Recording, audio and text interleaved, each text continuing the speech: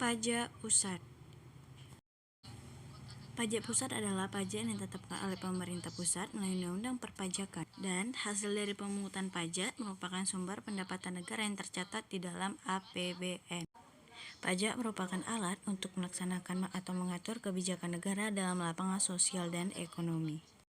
Pajak sebagai alat untuk mendorong kegiatan ekspor seperti pajak ekspor barang, dan pajak juga dapat digunakan untuk menghambat laju inflasi. Jenis-jenis pajak pertama itu ada PPh atau pengenaan pajak bagi wajib orang pribadi maupun badan atas penghasilan yang diterima. Penghasilan yang dimaksud adalah setiap tambahan kemampuan ekonomis yang diterima, baik berasal dari Indonesia maupun luar Indonesia, yang dapat digunakan untuk konsumsi atau menambah kekayaan wajib pajak yang bersangkutan. PPN merupakan pungutan atas transaksi jual beli terhadap barang kena pajak atau jasa kena pajak yang dilakukan pengusaha kena pajak.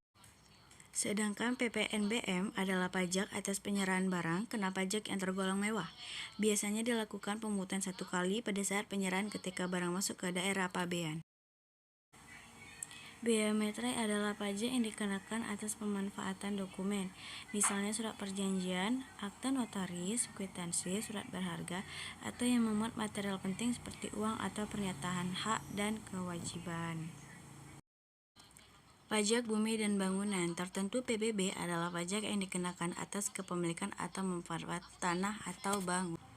Meski PBB merupakan kewenangan pemerintahan pusat, namun dalam realisasinya penerimaan PBB diserahkan kepada pemerintahan daerah. Adanya pelimpahan kewenangan perpajakan ini ditujukan untuk menghindari tumpang tindih dalam pemungutan pajak. Selain itu, terkait pajak daerah, pemerintahan daerah hanya berwenang dalam menetapkan tarif dan penetapan jenis pajak.